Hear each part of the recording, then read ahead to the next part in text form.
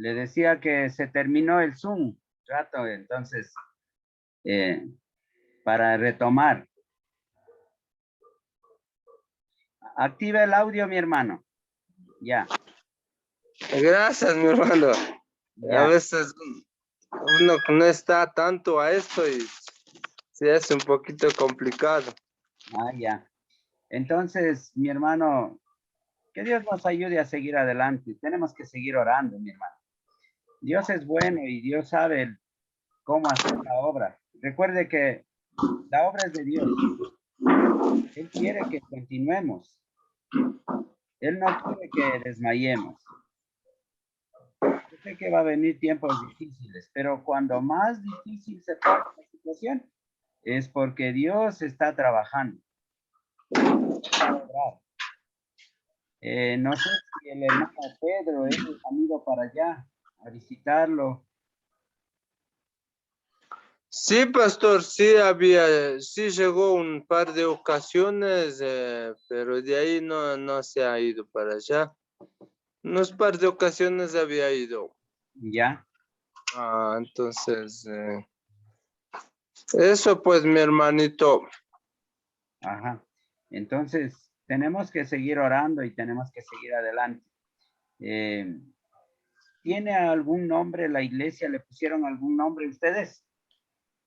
Sí, mi hermanito, sí, pusimos un nombre, se llama Renuevo en Jesucristo, Zacarías 6:12. Ya, déjenme anotar ese nombre para estar orando por ustedes de la iglesia Renuevo. Déjenme anotar.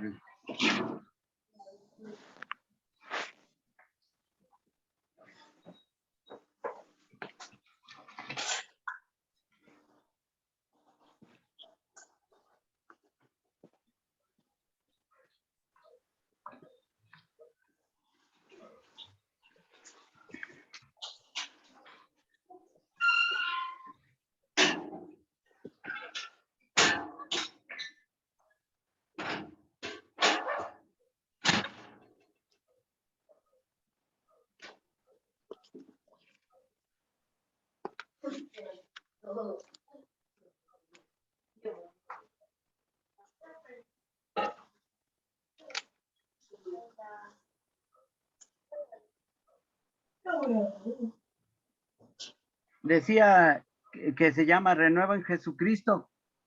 De Zacarías, ¿cuánto? 6:12, mi hermano. Ya, 6:12. Entonces nosotros hemos de estar orando, yo voy a estar orando por ustedes y que Dios les bendiga y que Dios les ayude. Si no podemos ser nosotros los que apoyen, de pronto ya de asomar a alguien que apoye, pero no se desmaye, mi hermano. Dios va a bendecir, no lo va a dejar solo. Entonces, creo que Dios va a darle la sabiduría. Y como usted está pensando en esto de unirse a una iglesia que tenga una buena doctrina, eso está bien, eso es correcto. En estos tiempos hay que tener mucho cuidado porque hay muchos que andan, como dice la misma palabra, ¿no? Como leones rugientes buscando a quien devorar. Y eso no está bien. Se puede brevemente decir que hay muchas iglesias que han cambiado su doctrina y eso no es correcto. Hay que seguir orando porque se predique, recuerde, que se predique la palabra, que se predique a Cristo, que sean bibliocéntricos y cristocéntricos, eso es lo que se quiere.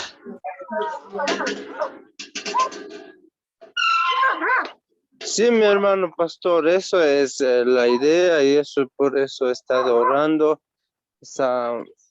He venido por una iglesia que, como les dije anteriormente, he visto, no he vivido, solamente he visto que muchas iglesias han caído en eso de la cultura, de la tradición.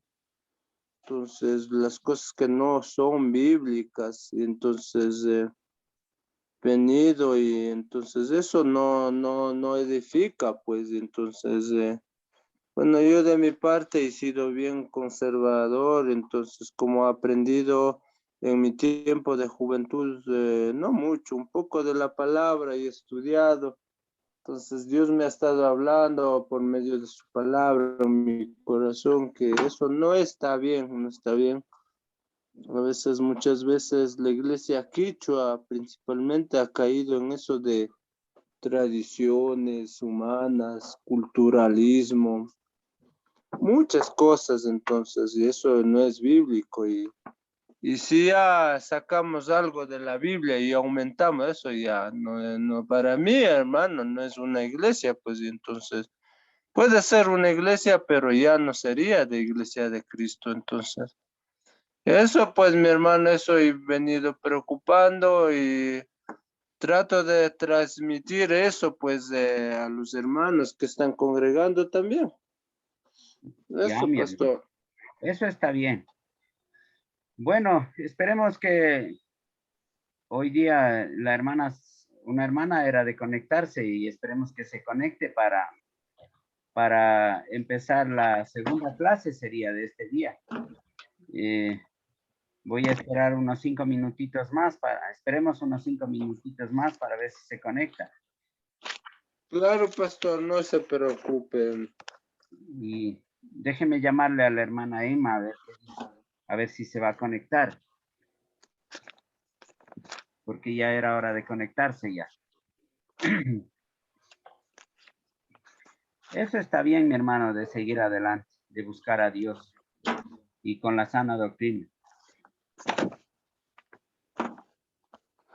Eso es pues la idea, mi hermanito. O sea, oro por que Dios me dé sabiduría, conocimiento y que quiero ser un siervo, ¿no? Claro. Esclavo de Dios y hacer lo que Dios dice que haga y más no a mi fuerza ni a mi voluntad. Entonces, hacer lo que Dios dice que haga, nada más, pues mi hermano. Entonces, algún rato, ¿no? Sería, toca rendir cuentas y entonces la palabra misma dice, pues que no podemos Aló, aumentar ni quitar. mi hermana, estamos desde las 8:30, le decía, esperando que se conecten. Sí,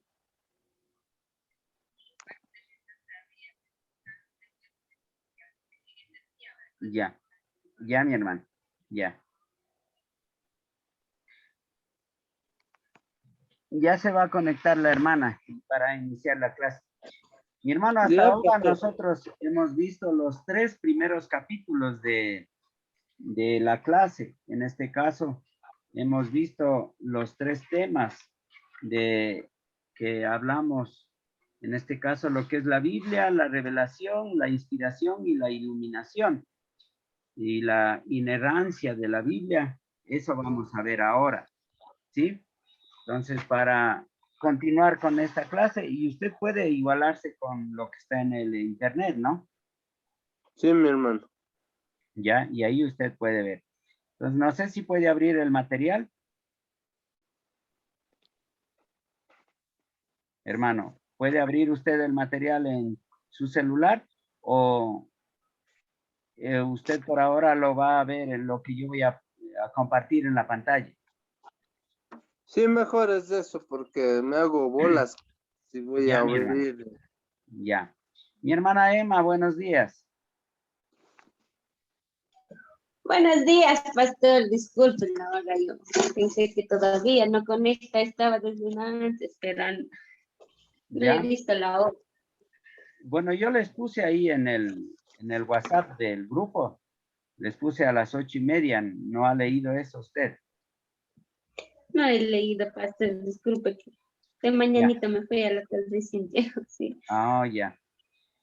Bueno, hermanos, como les decía, vamos a continuar con la segunda clase en este día y les voy a compartir lo que nosotros, en este caso, hemos venido estudiando.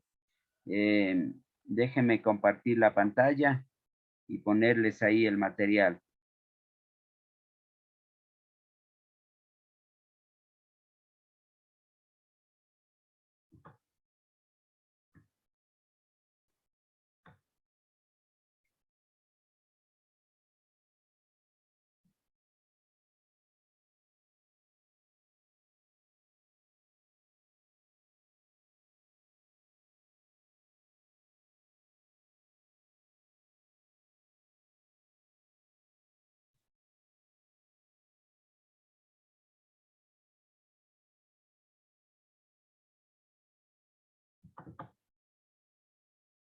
Ya.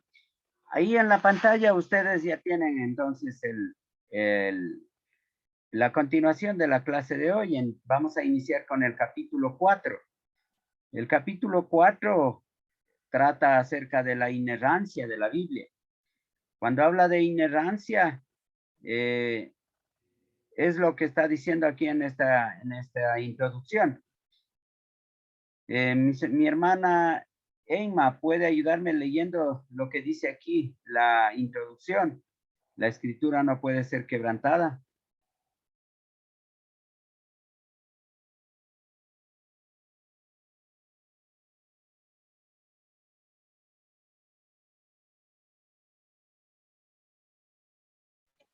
Ya. Creemos que la Biblia es completamente verdadera en todo lo que enseña, tanto explícita como implícitamente. Si la inherencia de la Biblia es de alguna manera negada o limitada, entonces el resultado necesario es el daño de la autoridad de Dios y su palabra. Ya. Dos palabras importantes, ¿no? Cuando dice que la Biblia es completamente verdadera en todo lo que enseña, tanto explícita como implícitamente. Explícita quiere decir lo que está escrito ahí en la palabra, e implícitamente quiere decir lo que quiere decir o lo que está diciendo, aunque no esté claro, pero todo eso es verdaderamente, o sea, es como dice, si la inerrancia de la Biblia es de alguna manera negada o limitada, entonces el resultado necesario es el daño a la autoridad de Dios y a su palabra. O sea, la palabra tiene que ser inerrante. Inerrante quiere decir que no contiene errores, que no es falible. Es infalible la palabra. No se olvide, es infalible. Avanzando un poquito más, vamos al primer punto, ¿qué es la inerrancia? Mi hermano Luis puede leer lo que dice, ¿qué es la inerrancia? Activa el micrófono, hermano. Ya, pastor. Ya. Dice, ¿qué es la inerrancia? Lo que el término inerrancia nos da a entender es que Dios actuó sobre los autores humanos de la Biblia de tal manera que ellos usaron sus personalidades individuales al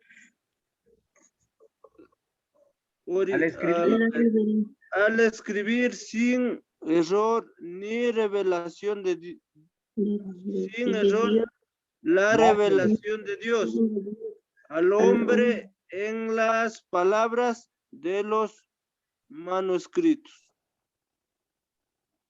¿Ya? originales. Cuando hablamos de inerrancia, no solamente que queremos decir que la Biblia no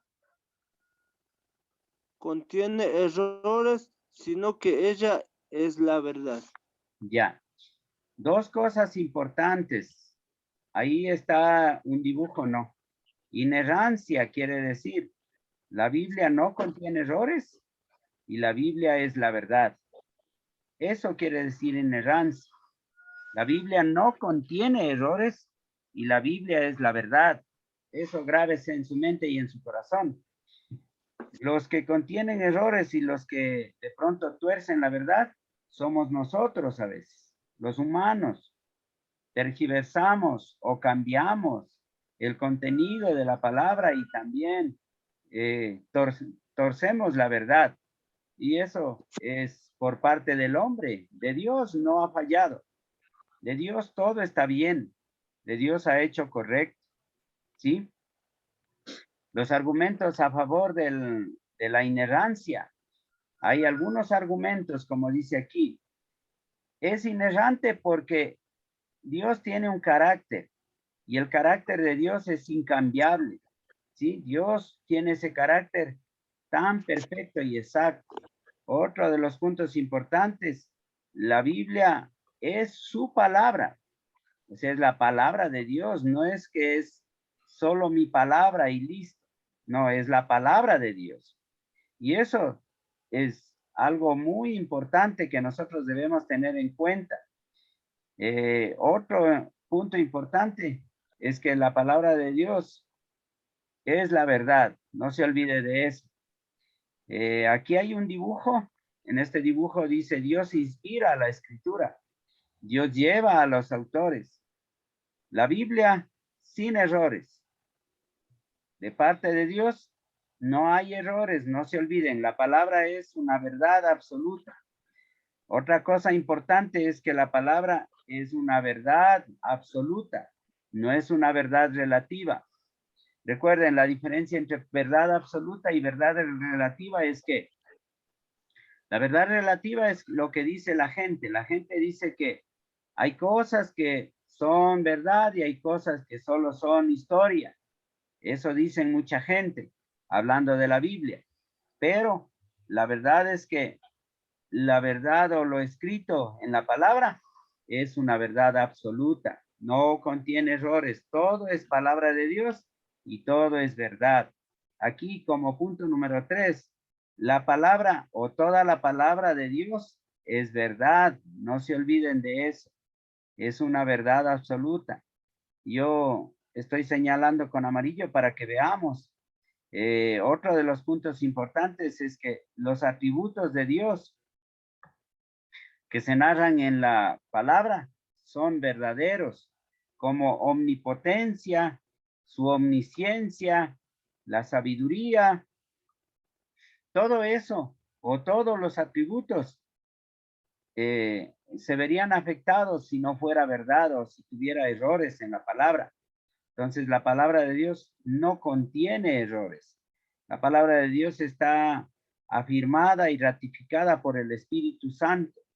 El Espíritu Santo es el que nos ayuda a entender y a decir que la palabra es verdad, que no es un cuento, que no es una historia y nada más, ¿sí? Argumentos a favor de la inerrancia. Ahí tenemos un esquema donde se ven, ¿no? Los argumentos a favor de la inerrancia, por ejemplo, el carácter de Dios, la obra del Espíritu y los atributos de Dios. Eso confirman que todo es verdad, que todo es importante y que todo es sin errores. La importancia de la inerrancia para nosotros o en la Biblia es lo que dice aquí. Mi hermano Luis puede leer lo que dice bajo este título de la importancia de la inerrancia.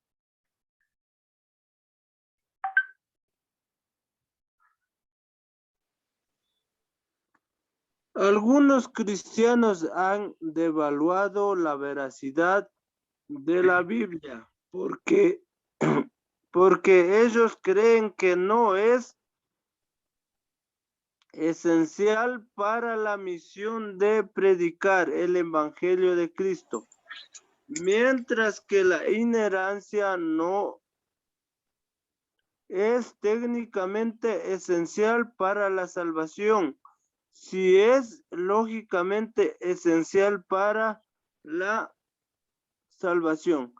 Si perdemos esta doctrina fundamental, ponemos en riesgo a todas las otras doctrinas bíblicas. Podemos ver esta conexión al observar que las doctrinas anticristianas que se ven hoy día comenzaron con debates sobre la veracidad de las escrituras.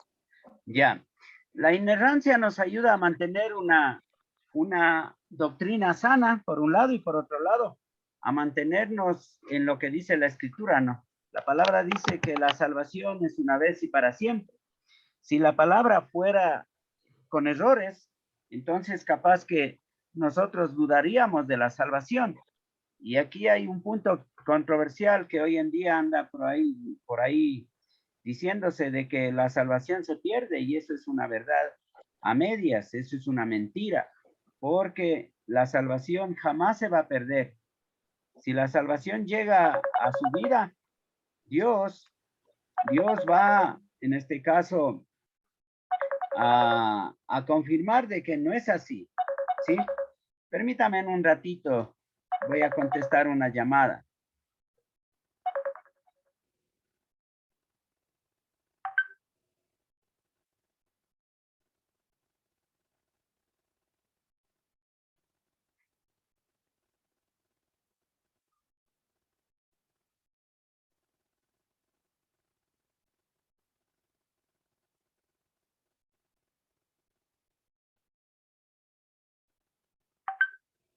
Buenos días, pastor. Aquí molestándole para que me dé, por favor, avisándole al Yesiel que Mayeli iba a llegar un poquito tarde. Lo que pasa es que estábamos yendo a comprarnos unas cosas del centro. Ya, mis hermanos, entonces les decía que si la Biblia contiene errores, entonces la salvación no estaría segura. Si la Biblia contiene errores o tuviera fallas, de pronto nuestra fe sería en vano o nuestra gracia sería en vano. Mis amados hermanos, cada uno de nosotros debe tener en cuenta y debe tener claro de que la inerrancia es tan importante para nuestra fe, para nuestra creencia, para nuestra doctrina, es tan importante. Lo que dice ahí en la pantalla, les puse consecuencias de la negación de la inerrancia. ¿Cuáles serían las consecuencias? Mi hermana Emma, lea por favor este listado de consecuencias. Cuando se niega la inerrancia de la Biblia, se está atacando. 1. El carácter de Padre quien originó la palabra. 2. La fidelidad del Hijo quien afirmó la palabra. 3. El ministerio del Espíritu Santo quien inspiró la palabra. 4. La estabilidad de la iglesia que está edificada y construida sobre la palabra. ¿Ya? ¿Sí se da cuenta lo que afectaría si es que nosotros no creyéramos en la inerrancia? O si creyéramos que la palabra es a medias y que no es, en este caso, que no es exacta y que no es verdad. Lo que afectaría es que estaríamos diciendo que Dios no tiene carácter, que Dios no es verdadero, no es justo. Estaríamos diciendo que el Hijo de Dios o la fidelidad del Hijo de Dios no es verdad. Hasta estaríamos diciendo que quién sabe si Jesucristo murió en la cruz. Esto también estaríamos diciendo. Estaríamos diciendo que el Espíritu Santo no inspiró a todos los escritores, que el Espíritu Santo solo hizo las cosas a medias, pero eso no es así. Estaríamos diciendo que la estabilidad de la iglesia está en duda o está en riesgo, que la iglesia se puede destruir, que se puede acabar o que se puede morir. Eso estaríamos diciendo si es que no creyéramos en la inerrancia. Recuerde que todo lo que dice la Biblia es verdad. La Biblia dice que Dios es Dios, que Dios tiene su carácter y que tiene su personalidad y que nunca cambia, que el Hijo de Dios es fiel, que Él siempre estará con la iglesia, Él es la cabeza de la iglesia. Nosotros decimos, o la Biblia, mejor dicho, dice que el ministerio del Espíritu Santo es inspirar a la palabra y así lo ha hecho y sigue haciendo, sigue inspirando a la palabra para los incrédulos. Y también la estabilidad de la iglesia está segura con esto de lo que dice la palabra. La palabra dice que la iglesia continuará, la palabra continuará, todo pasará, pero no la palabra. ¿Sí? Entonces, eso es más que suficiente como para creer y seguir en la inerrancia. El testimonio del Señor Jesucristo. Jesucristo habló mucho acerca de la inerrancia y voy a ir señalando ciertos versículos, ¿no? Por ejemplo, este versículo de Juan 17:17 dice que Él dijo, santifícalos en tu verdad y tu verdad, perdón, y tu palabra es verdad. Entonces eso quiere decir que Jesucristo sabe y sabía que la palabra es la verdad, que la palabra es verdad de Dios. Eso.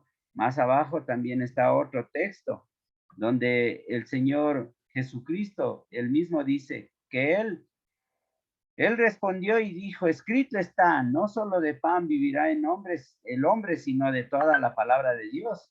Eso es importante también que nosotros tengamos en cuenta que Jesucristo afirmó y confirmó lo que dice la palabra. También dijo esto más abajito, ustedes tienen ahí, dice, Jesucristo dijo, no penséis que he venido para abrogar la ley y los profetas. Yo he venido, dice, no he venido para abrogar, sino para cumplir, porque de cierto os digo que pase el cielo y la tierra, pero ni una jota, ni una tilde pasará de la ley hasta que todo se cumpla. Eso quiere decir que toda la palabra se cumplirá. Puede pasar el mundo, puede pasar todo lo que existe en este mundo, pero la palabra no pasará. No se olviden de eso, hermanos. El testimonio de Jesucristo es importante. El testimonio de los profetas es importante para que nosotros confiemos más y sigamos adelante. Sí, con eso estaríamos acabando lo que dice el capítulo 4 y pasaríamos a la parte 2, donde está el capítulo 5. Textos y versiones de la Biblia. En este caso, vamos a entrar a un espacio donde vamos a ver las diferentes versiones que ha existido de la Biblia hasta hoy, desde los inicios de la iglesia. Como dice el capítulo 5, el texto de la Biblia, y ahí en las pantallas le comparto lo que dice, no, versión antigua de la Biblia, lenguas bíblicas.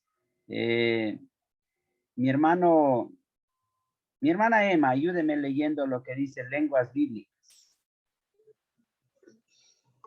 Lenguas bíblicas. La Biblia está escrita en 3 idiomas, griega, hebreo y arameo.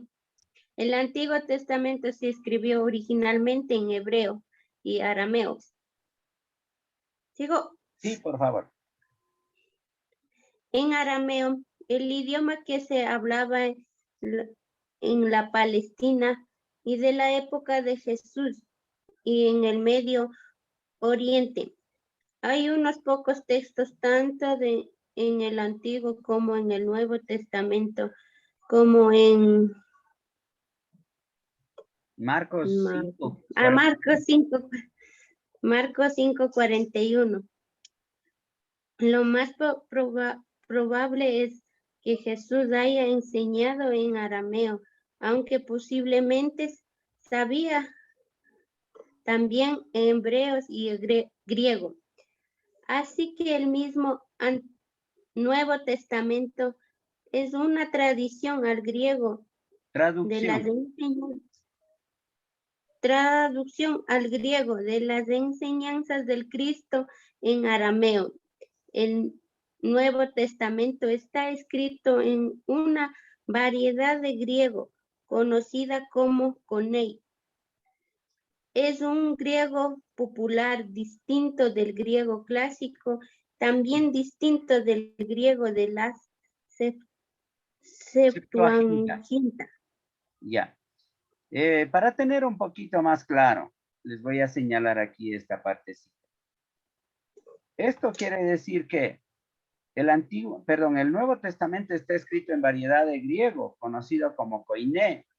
El griego koiné es como hoy podemos decir el lenguaje popular que todo el mundo habla, así. Y distinto del griego clásico, está diciendo que el griego clásico es algo como hoy se conoce como el lenguaje técnico.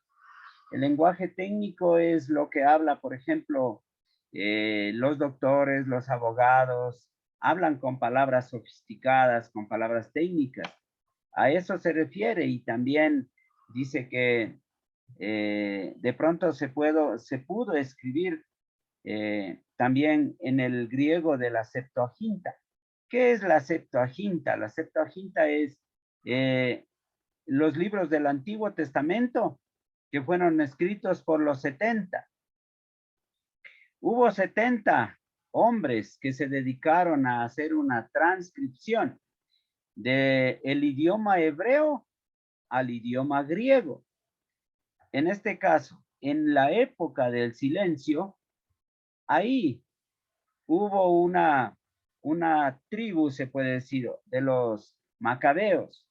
Los macabeos son gente, en este caso judía, que eran tan celosos de guardar la palabra y guardaban el Antiguo Testamento, ellos guardaban la ley.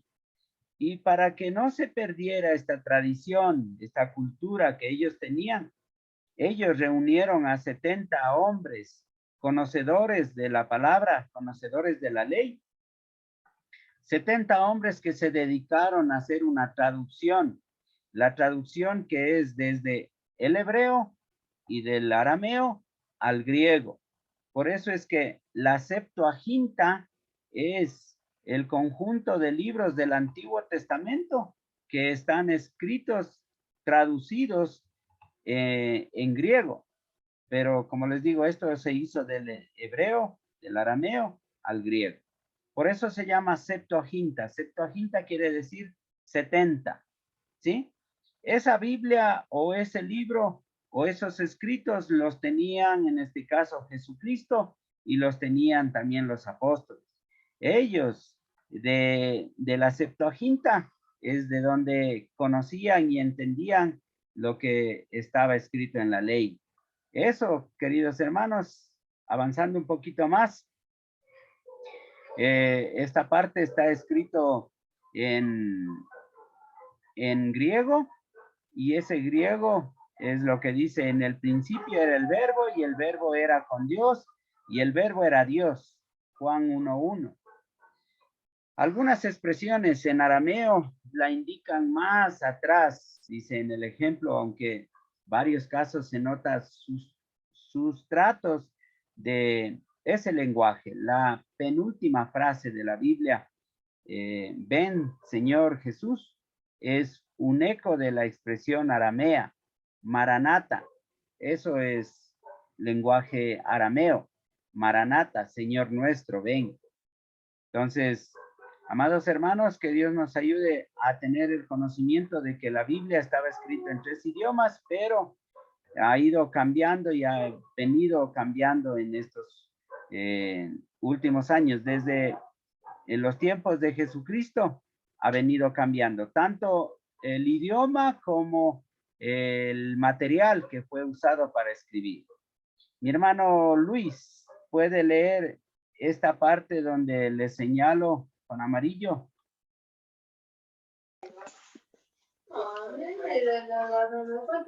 El material de escribir más común del primer siglo era el papiro, del cual derivamos la palabra papel.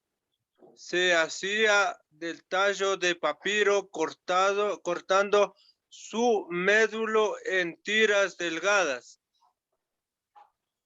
Pegaban 2 capas de estas tiras al través y las dejaban secarse naturalmente. El material que resultó era bastante frágil. Se piensa que todo el Nuevo Testamento fue escrito en papiro, con la posible excepción de los 4 evangelios y los hechos, y que esa es la razón básica por la cual no ha sobrevivido ninguna de las copias originales. ¿Ya? Entonces, hermanos, tenemos que tener en cuenta toda esta parte de la historia de la Biblia. La Biblia se ha escrito en diferentes materiales, y en este caso, como dice el Nuevo Testamento, fue escrito en su gran mayoría en este material que es el papiro. y por eso ha sufrido algunas pérdidas. Sin embargo, algunos fragmentos de los escritos todavía están, todavía existen, ¿sí? Eso, que Dios nos ayude a tener en cuenta esos materiales que han sido usados. Aquí hay otro de los materiales que fue usado para escribir. Los primeros manuscritos, dice, del Nuevo Testamento están escritos en papiros, bien, en forma de rollo por una cara, bien en formato de códice por las dos caras. Solo siglos después, en el siglo, en este caso, 4, comenzará a utilizarse el pergamino, formado por piel de animales, las cuales convenientemente tratadas, dice, se reducían a hojas finas y lisas finalmente el papel. Hermanos, se dice entonces que primero se escribían en papiros, luego se escribían en pergaminos, como dice aquí. Les señalo, ¿no?, las palabras. Primero en papiros y luego en pergaminos, como lo dice aquí.